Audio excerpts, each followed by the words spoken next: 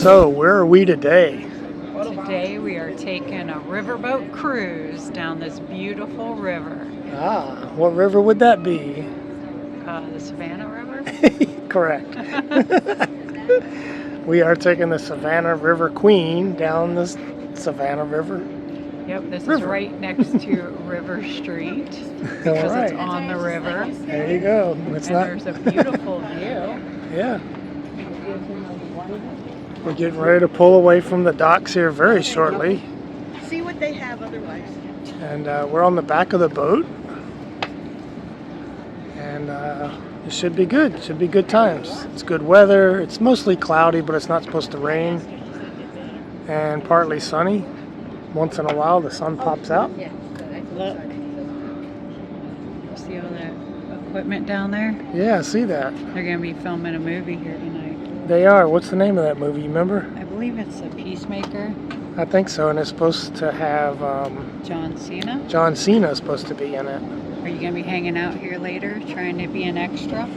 No, not necessarily. But if the timing is right, that we get off the boat and some of the stars are here, sure, why not? We'll get a quick clip. Are you going to dance with the stars? I'll dance with the stars. But I'm not going to wait around for them. So if it doesn't just happen naturally, then it wasn't supposed to happen. So you're not a star stalker? I'm not a star stalker. That's good. That's a good thing. I'm an adventure stalker. Is that a good thing? That is.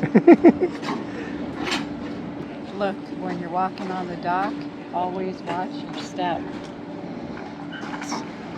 That's what happens when you eat too many of the praline samples. And then you start walking down. You break through the concrete? Yeah. So be careful. Did an amazing job getting us off the dock. And now we're going to be taking a little trip up and down the Savannah River. Now, my name is Gage. I'll be y'all's narrator during the duration of this cruise. Again, we're going to get back at the dock at 2:30 for your planning purposes. And I'll be on the microphone for about the first hour of this cruise, talking a little bit about the Savannah River, some of the notable locations here on the Red Brick Plaza, a little bit about the port action, and much more. Now, yes, indeed, this is the Savannah River. You see, some people, they come to downtown Savannah. They visit the various bars and grills we have available to them, such as the Electric Moon. You can see it just ahead underneath those gray smokestacks. And they just have a little bit too much fun tonight before they get on this boat. A little bit too much fun. Next day, slight headache, a little bit groggy. They come on the Savannah River Queen, and they believe wholeheartedly that they are on the Mississippi River. Guys, this is not the case. We are on the Savannah River, so we will exclusively be talking about that today. Now, this river, it's a little over 300 miles long. It starts out in a small town called Hartwell, Georgia. It then makes its way through Augusta, Georgia. If you are a golf fan, you're going to know that as the home of the Masters Golf Tournament. It then travels through its landmark location, the hostess city of the South, the third busiest shipping port in the United States, Savannah, Georgia. And then out to the Atlantic, about 10 to 12 miles behind us. Now, for all intents and purposes, this river, it's going to act as a natural dividing line between two states. You've got the state of Georgia, which is off to the left-hand side. Many of you can still see the Red Brick Plaza we were standing on a few moments ago. Perhaps some of the locations you've already stopped by today, whether those are the candy stores, restaurants, bars, etc. And then the state of South Carolina, which would be off to the right-hand side of the boat. Now, some of you might be looking off to the right. You might see this lane here, a little bit of the construction going on. Perhaps you see that convention center in the west end, and you might tell me that I am dead wrong, that is not South Carolina, and you would be correct. What you see off to the right at this moment, this is Hutchinson Island, Georgia. And Hutchinson Island is one of the few exceptions of this natural dividing line rule. Now, just on the other side of the island, we do have South Carolina, and we will see South Carolina today. We're also going to talk a little bit about Hutchinson Island, but for right now, all I want you to know about this island, other than the screeching noises it makes occasionally due to these construction projects, all I want you to know about the island is that it is somewhat of a man-made island composed of dredge material. to talk a little bit about what that means as well. Now a little bit more about this river. This river, it is tidal. We have 4 tidal changes a day, 2 floods and 2 ebbs. And they each span about 6.5 hours apart from one another. And this causes the river to rise and fall anywhere from 6 to 8 feet. Now a huge part of this tidal shift is due to the South Atlantic Bight. This is a piece of the continental shelf sitting off the mouth of the river behind us, out towards the Atlantic. It actually, during the flood time, pushes seawater into the river. Now, when people hear seawater in the river, they now know that this river is brackish, a combination of salt and fresh water. And then I get asked all kinds of questions about the critters we are going to see today. Now, let me go ahead and just let you all know now, fair warning, this is not SeaWorld. You do not buy tickets to SeaWorld today. So I cannot guarantee that we will see any of these critters. But on the shores of Hutchinson Island, we do tend to see sea otters, as well as the docks over here on the Georgia side of the river. They tend to pop out and actually leave busted crab shells all over the dock immediately in the morning. Not a great smell to come into our jail. So we'll keep our eyes out for those sea otters. Of course, we also have our shorebirds all over the place. Many of these you've already seen during your time here.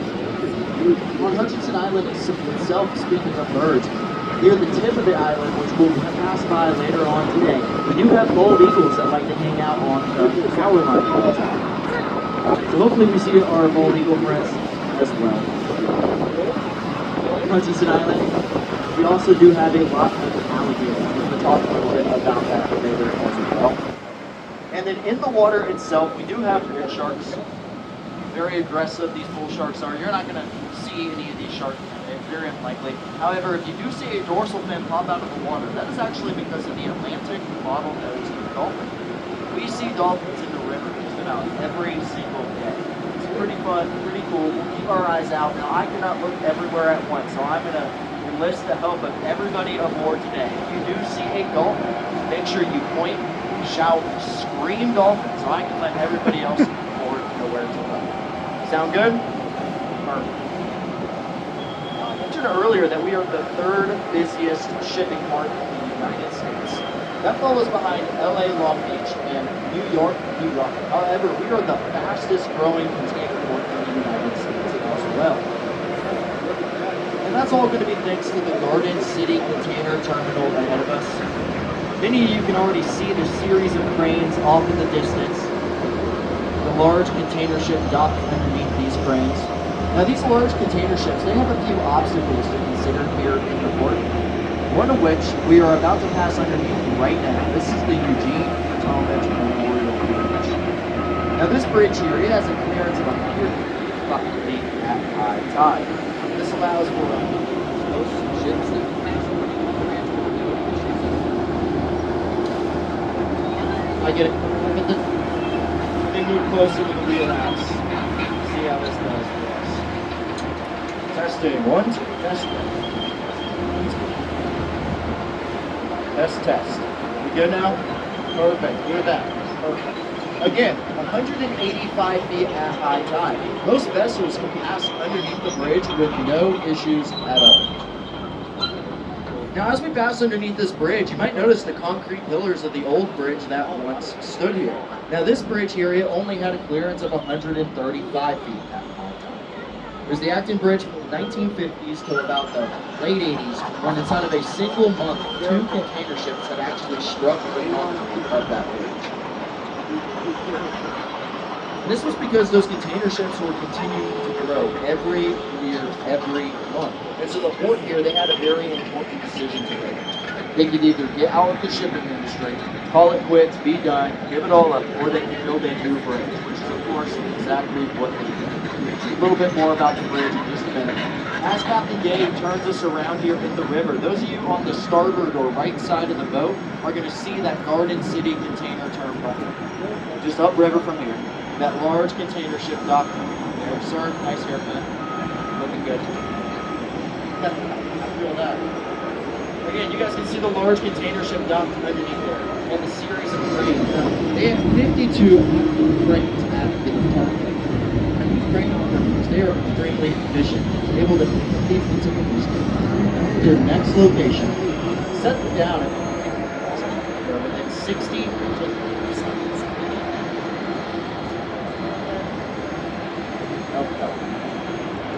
Test 1 to testing. See if I stick around here. I'm trying to stay inside for you all. All right.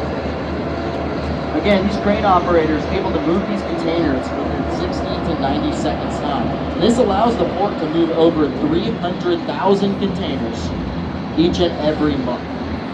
So that's over 3.6 million containers a year.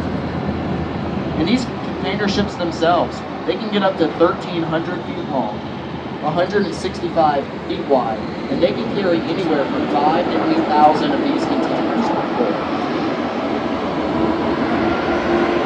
Now some of these container ships, they can get up to 185 feet tall themselves. So how did they pass underneath the Eugene and Tullahoma channel? Some of these ships would actually just time the tide correctly, come in on a lower tide, real good, pass underneath, and the wing bridge of their vessel. And as they pass underneath the Eugene, jump up and slap the bumper. Now I don't know about you all, but I think that's just putting it a little bit close for comfort. So the port here has actually decided to invest in rebuilding the bridge again. A project estimated to be right around $5.5 billion with a B. Certainly outside of my budget, but they're more than willing to make that investment because they know that every dollar they invest in the port typically has a $7 return.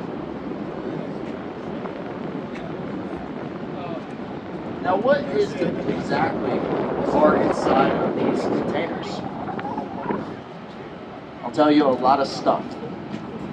Put it bluntly, you see, these containers are utilized to ship multiple types of items all across the world in bulk. Just about everything on your person right now has been in a container at one point or another. Whether it's the clothes on your back, the shoes on your feet, the phones in your pockets and in your hands. In fact, let's do a bit of a poll. Has anybody ordered anything off of Amazon lately? Show of hands. What'd that say? If you guys turn around right now and look at that container ship at that terminal, there's your package, it's on its way. Very likely inside one of those containers to be loaded. You cannot go pick it up for free now. Amazon will not like that. No.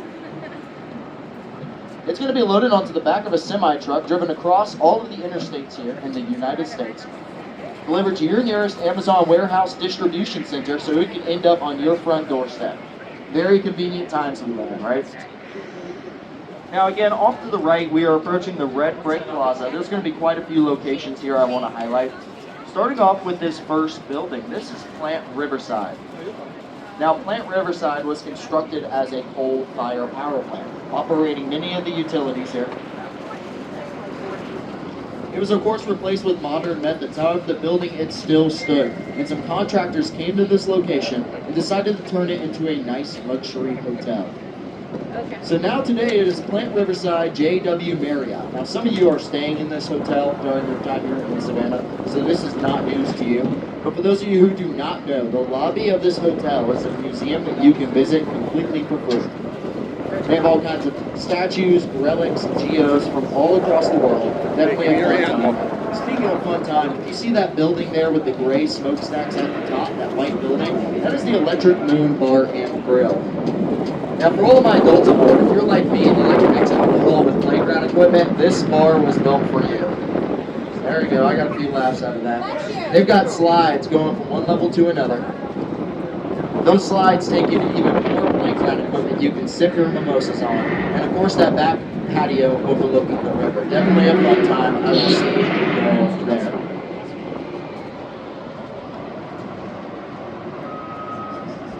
Now this American Cruise Line ship that's docked is currently blocking it. However, we do have a globe set there on the plaza that is split into two, and it's set there to honor all of our fallen World War II heroes here in Savannah. Highly recommend you guys go visit this. It's on the other side of that riverboat sitting there.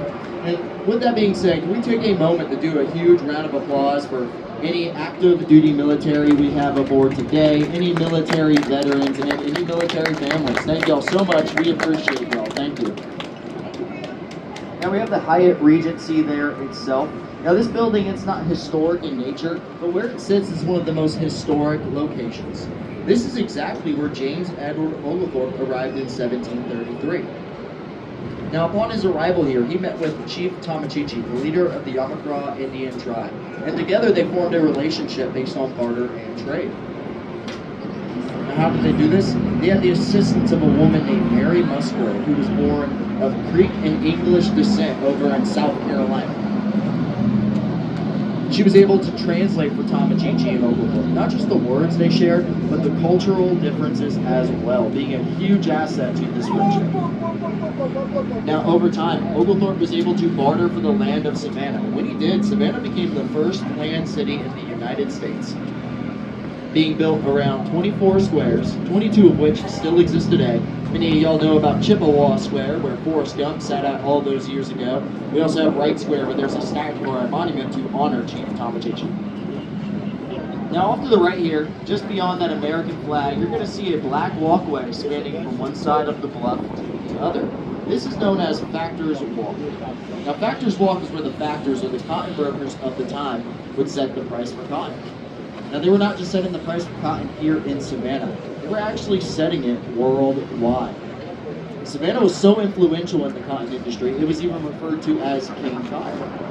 Now we all know that that's not a real flattering name to have, because that entire industry was built on the back of African American slaves. Now people, they hear the name King Cotton, they come to Savannah, Georgia, they hop on the Savannah River Queen, and they think that throughout the cruise they're going to see a series of large, beautiful plantations. That is not the case. Sorry to disappoint. As I said earlier, this river is brackish. And brackish water is just not great for crop production. So again, there's not going to be any plantations at this portion of the river here. However, all these buildings that you all see on the plaza, most of these were constructed as cotton warehouses. Again, these restaurants, candy stores, gift shops that you've been visiting today, they were all originally created to store this cotton, as well as to be able to process and package that cotton to be exported all across the world. Now, if you're more interested in this subject, I highly recommend checking out the Owens Thomas House and Slave Quarters over on Overboard Square. Yes, he did name a square after himself. If you go visit the Owens Thomas House and Slave Quarters, they do a very nice presentation. Now off to the right, we are passing by a group of trees with one of Savannah's most famous statues. This is the Waving Girl statue. Again, it's off to the right. You guys can see a statue of Florence Martis waving her handkerchief, standing next to her father. Now for those of you in the back real quick, and I get a thumbs up if I sound good back there. Hopefully I haven't been cutting out too badly for you all. Perfect. Now I'm going to talk a little bit about Florence Martis. Now, she was born in 1868 out on Cockspur Island. And by the time she was 18 years old, she had actually lost both of her parents. Now this kind of forced her to move in with her brother George out on Elba Island, where he kept a lighthouse.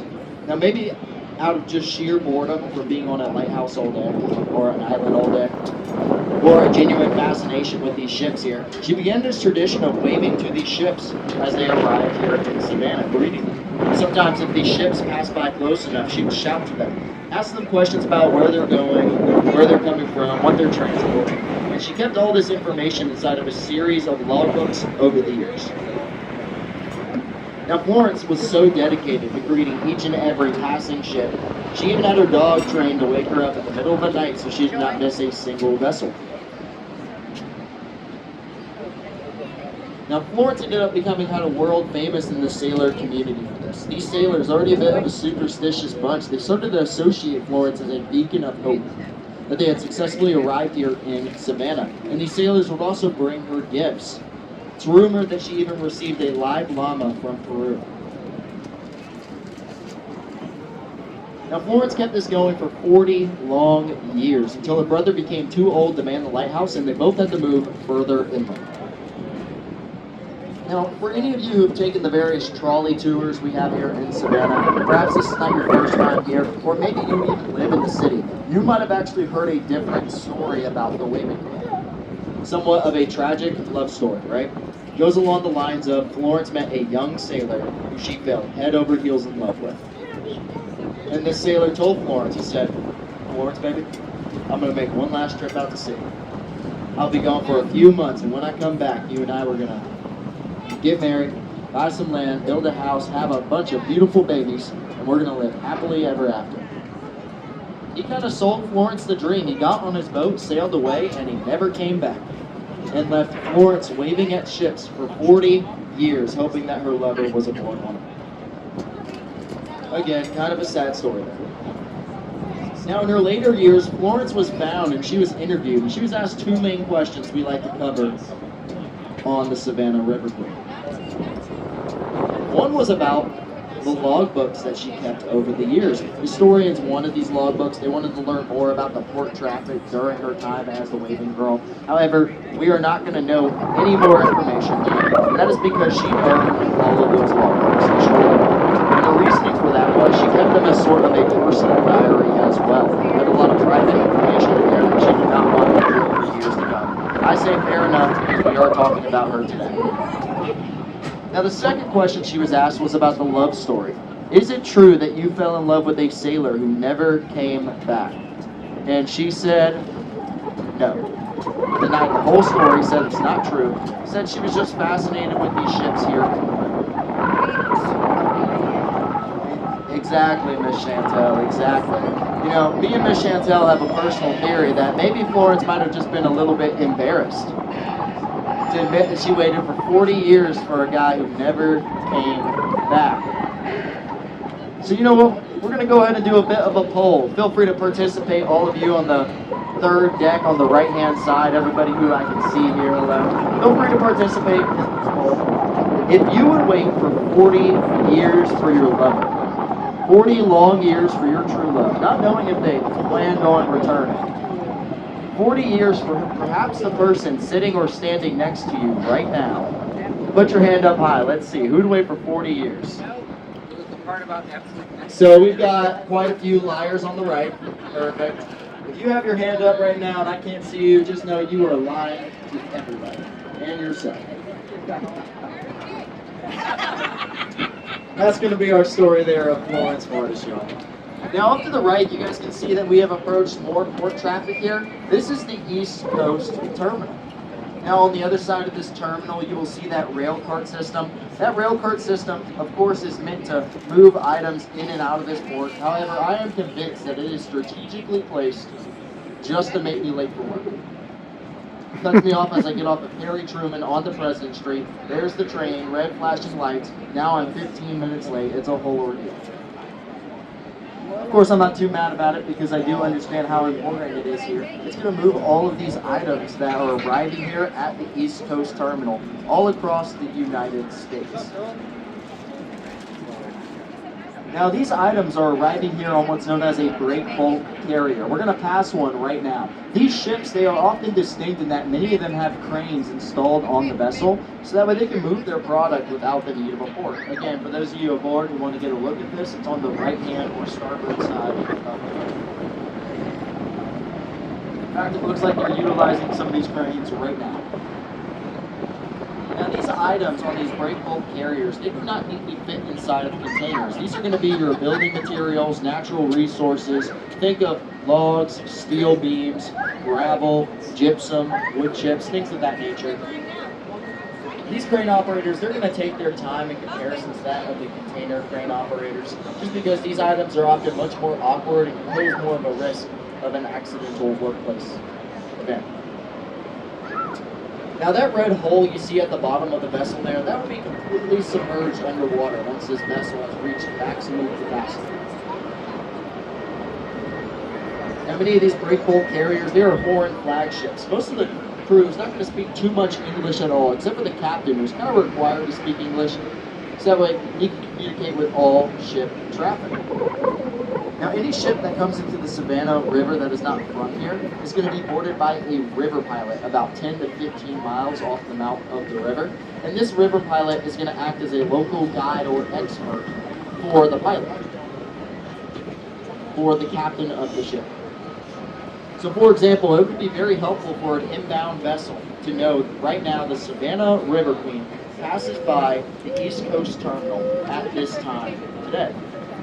And of course, the river pilot knows our schedule and would be able to communicate that to the captain of the inbound ship ahead of time. So that way he can get in touch with Captain Dave and they can communicate before they pass each other. As well as just knowing that the river curves as you head towards the Red Brick Plaza. Test, test, 1, 2. We're back. Heads towards the Red Brick Plaza behind us. Okay, some of you might be able to smell the wood chips in the air right now. Now these wood chips are going to be stored inside of these large white domes you see here off the 240. These wood chips are going to be sent overseas to places in the Mediterranean, such as Turkey, where they will be mixed with resin and turned into particle board. Now I say particle board. Some of you might not know what I mean at the moment. So let me paint a picture for you. You go to Walmart, Target, IKEA, you buy some of that lightweight, make-it-yourself furniture. You feel confident it's you 3 hours on the wrench. You get started, you feel good about it.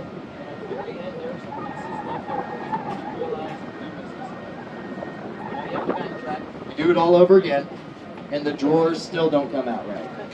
Your spouse comes in, starts questioning your better judgment. It's a whole ordeal. That's particle board. I've got a house full of it. It's all piled up there in front of those domes. That gray commodity is gypsum. And gypsum is a multi-purpose material utilized in drywall, concrete, fertilizer. It also has a notable presence in female powdered makeup products and in toothpaste. So not only is this going to be utilized in the construction of the Eugene Tunnel Part 3, we also put it on your face and in your mouth. So very useful gypsum. Now if you were to look off to the left-hand side of the boat, and then look off to the right-hand side of the boat, you're going to see that there's not a whole lot to talk about at this point in the river.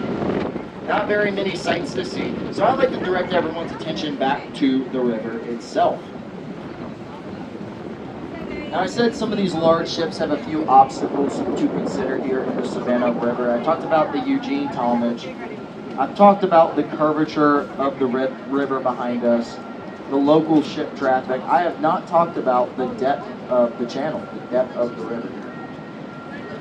Now, when Oglethorpe and his men arrived here, the river, it was only about 8 feet deep. In fact, Oglethorpe and his men actually had to paddle in on much smaller vessels. Now, we utilize a process called dredging to make the depth here in the river. Dolphin! These dredge ships, Dolphin! I have dolphins off to the starboard or right-hand side of the boat. Just one down here. Keep our eyes out. If we all run over to the right-hand side of the boat, we have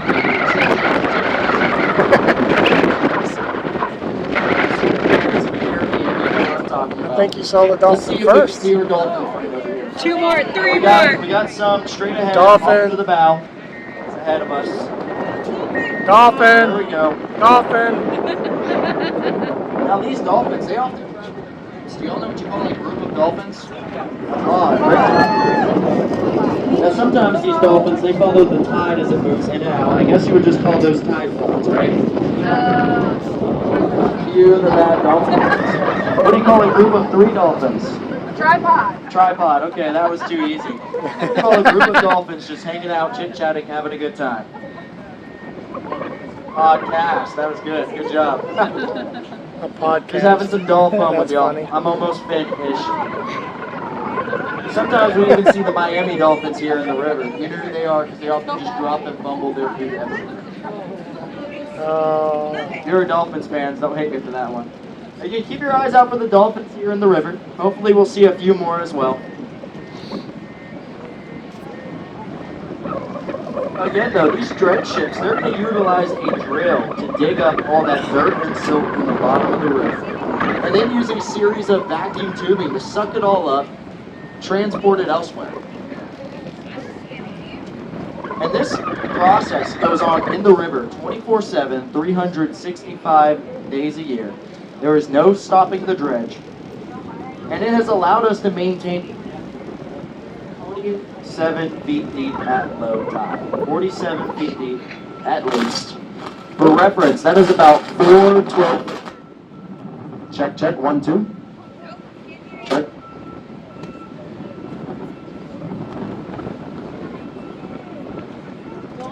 So they have technical difficulty with the mics too, huh? Check, check, 1, 2. Checking, Everybody checking. does. Yeah. How do I sound? Nope. I sound a bit staticky, don't I? Or is it just a speaker? Do I sound good to you guys back there? Okay. Yeah, it is windy today. Interesting. So Maybe I'm just standing a hoping the little bit wind too is close not to that speaker. in this Let video. me try right here. Move over this way. Boop, boop, boop, boop, boop. So I think, All right, we're back, I guys. think that's South Carolina. River. It has to go somewhere, right? It doesn't just disappear. And so what they've been doing during the duration of this dredge operation has actually been just dumping it all off on Hutchinson Island to the left. Now we have actually passed by the tip of Hutchinson Island. We're going to talk a little bit more about this as well, how that dredge operation has expanded the island. It's actually expanded it to a point where it is 7 miles long and 1 mile wide at its widest point. Again, we'll get back over there and then the implications of that as well. But over to the right-hand side of the boat, we are about to pass by one of the oldest brick structures here in Georgia. Oh. Now, this is Old Fort Jackson, not to be confused with Fort Jackson. Old Fort Jackson was built in 1808 in anticipation of the War of 1812. Wow. It now serves as a museum you all can visit. They do live reenactments. They do a very long history lesson on the Civil War here in Savannah, as well as live cannon firings, where they tried to shoot down the Savannah River Queen as we pass by. Uh-oh. Now, ladies and gentlemen, if you do have any kids with you who don't like loud noises, I will warn you this cannon is quite loud. It might be a great time to go ahead and cover their ears. If you have your hearing aids turned all the way up, I'd recommend turning those down a notch or two. And if you catch the cannonball, you can get a free soda from one of our 2 bars aboard. Now get ready, this is off to the right-hand side. Old Fort Jackson is preparing to shoot us down as we pass by.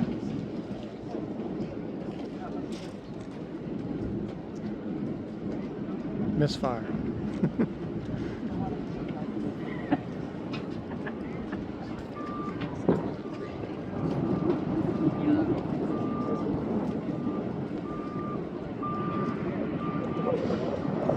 Hope you guys are ready. There he goes. He's priming.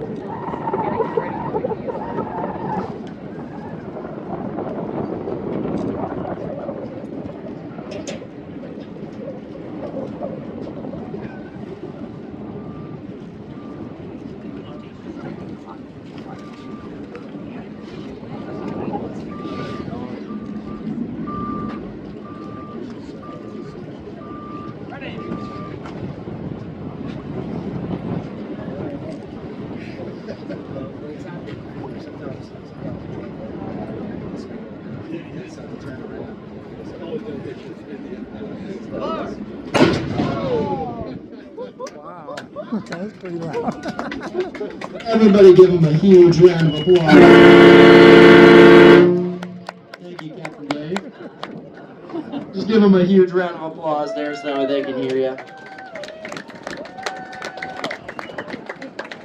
Now again, y'all, that is Old Fort Jackson. Now I highly recommend visiting this fort, especially if military history is up the alley of what you want to learn here in Savannah. But I will kind of provide you guys a bit of the cliff notes. Now, Old Fort Jackson, it was built in preparation for the War of 1812. It did not get any action during that war. It did get action during the Civil War, where Old Fort Jackson, Fort Pulaski ahead of us over on Tybee Island, as well as the CSS Georgia, which was the Confederate gunship floating right here in the river. These were the Confederates' primary defense against a naval Union invasion of the city. The Union wanted to take Savannah mainly because of the port control that it would have over the South here, as well as just the morale boost it would give the Union to control such a historic city. Again, though, this was kind of impossible because the two forts in the CSS Georgia were lined to the teeth with cannons, ready to turn any Union ship into Swiss cheese. They also had a series of mines set up here in the river. If you did not know what these were, you were just bound to hit one. Now, President Abraham Lincoln and General Grant both knew that there was no way they were going to take Savannah from the river, and this led General William Tecumseh Sherman to go to President Lincoln with his strategy to take Savannah. A pretty straightforward approach. He simply said, if we can't take Savannah from the river, we're just going to have to take it via land. And so became Sherman's march to the sea. Yeah, they burned Atlanta. Now, many of y'all have already heard about Sherman's march before, most notable for all the devastation that was caused during his campaign. Sherman's strategy for warfare was based on a scorched earth policy. Test, there we go. Basically, anything that he and his men could not utilize during their war effort was destroyed. Cities like Atlanta, for example, homes, schools, churches, farms. Test. Atlanta was burned to Let's the see if ground. my microphone gets its bearings as we turn around here. That seems to be the common trend, right? Now again, schools, churches, homes, farms, completely destroyed by Sherman's army. And of course, the army that stood against Sherman met a very similar fate. Now the people of Savannah, they attempted to prepare for this encounter. The Confederate army took most of their men and artillery to the western front to meet. They went to meet Sherman on the western front of Savannah and left a few men to guard Old Fort Jackson.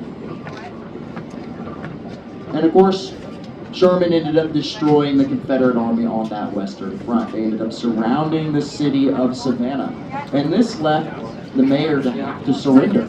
Now, the people of Savannah, they did not want their city destroyed like Atlanta and many other cities were. So they decided their best way to save off Sherman's wrath was to become the hostess city of the South, Savannah, Georgia. They practically rolled out the red carpet for Sherman and his men. Wines, parties, buffets. If you've ever heard the saying, kill him with kindness, this is basically the approach that they took. He ended up sparing the city, not destroying it like he did in other cities. And this is why we have all the historic buildings and structures that we still get to visit today. Now again, if you're more interested in the Civil War history in Savannah, I highly recommend visiting Old Fort Jackson, as well as Fort Pulaski over on Tybee Island. Now as we head back towards Hutchinson Island here, some of you guys might notice that sunken vessel just sitting beyond the tip of the island there. Some of you might have noticed it the first time around. Now, I wish I could make up a really cool story about this sunken ship for you. I wish I could tell you that Blackbeard and his crew boarded the vessel, kept the crew hostage, took the gold, sailed away, that sort of thing. However, that is just not the case. The story's much more boring than that. This is actually one of the many river dredges we had operating in the Savannah River during the early 80s. After a long day of work, the crew decided to go home, get some sleep. They woke up the next day, and their place of work was just at the bottom of the river. That's one way to call out. So they just left it there. Now, what I find more interesting about this is that it is still sitting in the river to this day.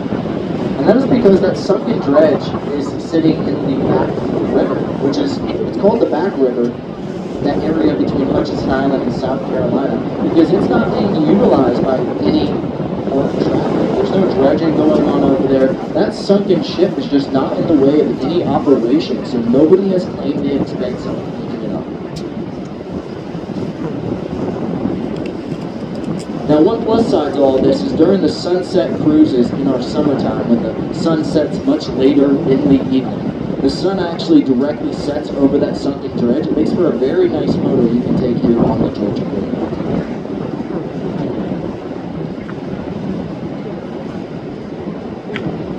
Now, all that land you see just beyond that sunken dredge, all of that is South Carolina as advertised earlier. Now again, we are about to pass by the tip of Hutchinson Island again. I mentioned that this island was made of that dredge material. Again, we've just been piling all that dirt and silt on the island, causing it to expand to the 7 miles long and 1 mile wide at its widest point. Now, this naturally makes Hutchinson Island very marshy. Any buildings that are constructed on the island, they have to be built almost dock style, being able to rise and fall as needed. It also makes it very hospitable to the American alligator. Alligators love Hutchinson Island. They love the marshy environment, as I mentioned earlier. The brackish water, it also has an innate healing property on their wounds. Now, I don't know if y'all know this, but alligators, they only live in 2 places on Earth. Do y'all know where? Florida. Water and land. Wow. Only 2 places alligators That's funny. live. Now, some people ask, what's the difference between an alligator and a crocodile? There's actually a neat little trick. You see, one will see you later and one will see you after a while. I'd say the difference is about 20,000 As y'all can tell, I have a miles. bunch of terrible dad jokes for you all. I've actually been told that my jokes are so bad, people have thought about jumping off the boat to get away. I don't know about you all, but I just think that's a little bit overboard, don't you? Ma'am, you there with the blue glasses? You look very familiar. Have we met before? No. I noticed, I felt like I remembered you before that. Oh yeah, the chiropractor. About a week back? Chiropractor, week back, yeah. There you go. Sometimes that one takes people a minute. You know, I never believed in chiropractors, but you stand corrected. Stand corrected. All right, ladies and gentlemen, I'm going to do you all a huge favor at this point. I'm going to give you all a break from my voice. I'm going to hop off the microphone, let you all enjoy the rest of the cruise. I'll turn on some music for you, and I'll be walking around the 3rd and 2nd deck. So if you have any questions, feel free to come up and ask. I'll be the bald guy walking around. Again, guys, I hope you all enjoyed yourselves during the cruise today. Glad we got to see some dolphins. I will be back with y'all soon. Thank y'all so much. Goodbye. Thank you. Thank you, I appreciate it.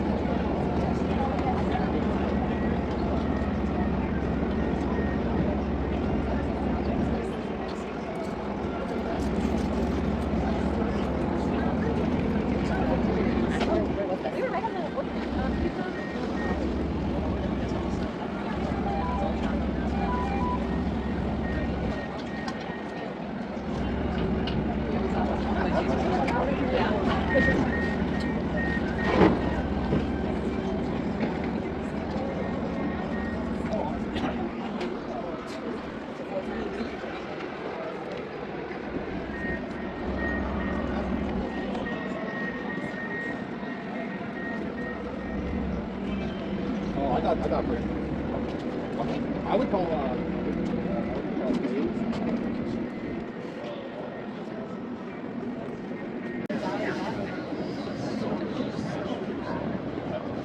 Now, you guys are on the Savannah River today. We talked a little bit about the river itself. I haven't talked too much about the Savannah River. Now, she is actually capable of holding 600 passengers plus crew.